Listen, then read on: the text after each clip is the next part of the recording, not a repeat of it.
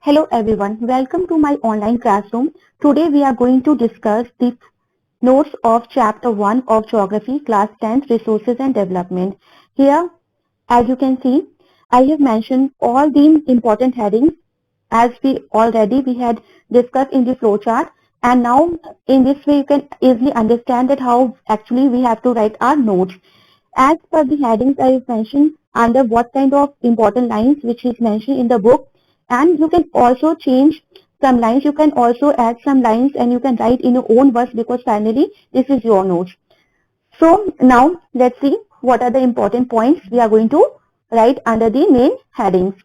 So as you can see here, first is introduction. Under the introduction we can write in this chapter we will study about the resources and development. Next, meaning of resource is given. Under the meaning of resource, what is the actual meaning of resource? That anything which satisfies the human needs, that is known as a resource. And you can write example also. Here also some lines are be mentioned that the things which is technologically accessible, economically feasible and culturally acceptable, those things are known as the resources. Now next is given types of resources. So on the basis of different things, what kind of the different resources they have, that is also be mentioned here. Like on the basis of origin we have biotic and abiotic. On the basis of exhaustibility we have renewable and non-renewable. So that is also be mentioned here. After that you can see here we have non-renewable resources, and now on the basis of ownership we have total 4 types. So 4 types are be mentioned here. First is individual resources, second community owned resources, third national resources, fourth international resources. So under this also you have to write 3, 3, 4, 4, 5 lines, whatever the actual points you want to write. And it's better, it's your choice that you want to write in para or in points. Next we have on the basis of the status of development, we have potential first one, second developed resources, third stock and fourth reserves. After that also we have the resource planning, that what kind of methods we are going to use to plan our resources to conserve them. So that is also mentioned in the points. After that, as you can see, we have land utilization, that under what kind of factors are be there and under what kind of points we are going to write that how the land is going to be utilized throughout the country. So that is forest. Then land not available for cultivation. What is the correct meaning of land not available for cultivation? What kind of areas are coming under this? That I have mentioned here. After that, the other uncultivated land. What kind of land we have which is not be cultivated. So that part of the land is going to be counted as the uncultivated land. After that, we have fallow lands. Then we have net sown area, and after that we have types of soil. So you can see each and every point, and under the each and every important heading what the lines, in just 1 or 2 lines we have to write, because it is not possible to write each and every line in the notebook. Some lines are be mentioned in the book also, and it is also not easy for us to learn all the lines. So that's why in notes we are going to write in a simple way or in an easy way only the important lines by which we are going to understand the content for the exam. Next we have the types of soil. So under the types of soils we have alluvial soil, and total 6 types of soils we have. So according to that we are going to write under the alluvial soil whatever the important points, like in point wise, like first point, that alluvial soil is a very fertile soil and in which areas we found the alluvial soil.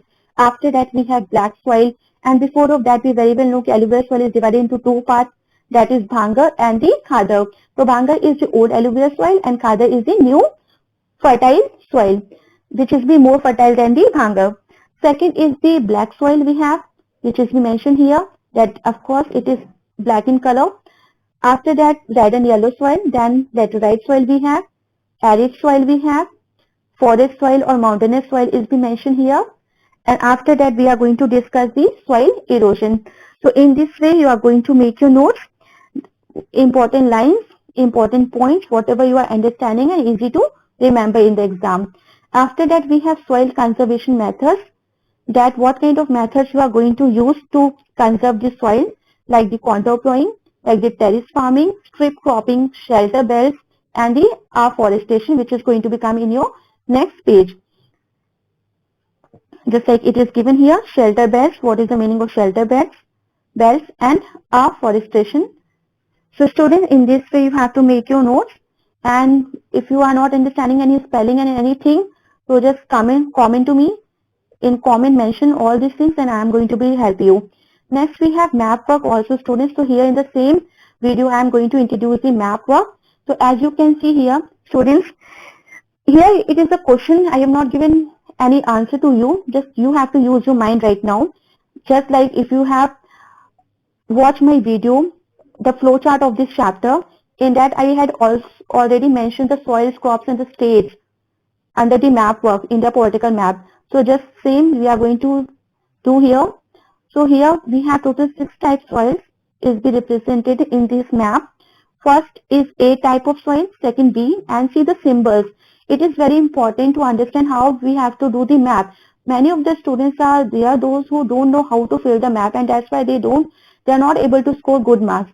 So that is very important to understand what actually, how we have to symbolize the map and how we are going to show them each and every correct things. So here A type of soil is be there. By C the symbol by which line we are going to represent the A type of soil. Second B type of soil we have through which kind of symbol, through which kind of lines pattern is be given by which we are going to symbolize our B type of soil. Third C type of soil is be mentioned here. D type of soil is be mentioned here. Just see the symbols everyone. Next we have E type of soil, and last we have F type of soil. So total 6 type of soil is mentioned here, and throughout the whole country we found these types of soil.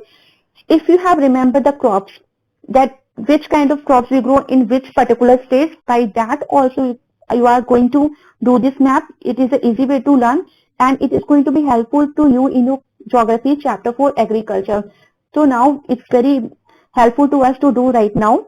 So here you can see, if you are going to see the places of the Himachal Pradesh, the mountainous place, so there just try it which type of soil we found here. So this is a kind of work, map work, which you all have to do, and just give your answer to me through the comment. After that, see students our next map. If you have any problem, then I will give the answer after that, but just try it. It's not so difficult. Next we have the next map. Let's see. We have this another map here also. Some shaded areas are be given in map, the political map of India, and in the same way in exam also the map will become. So right now it's good to practice it. So some shaded areas are be given here. A, B, C, D, E, F, G. First of all, you have to identify the states, and after identifying the states, just remember what kind of crops we found here and what kind of soil we found here. So in this way, your map work is going to be completed, students, with complete notes. And in when you are going to do the notes, so that time you can use colors also. It's better you will use crayons colors.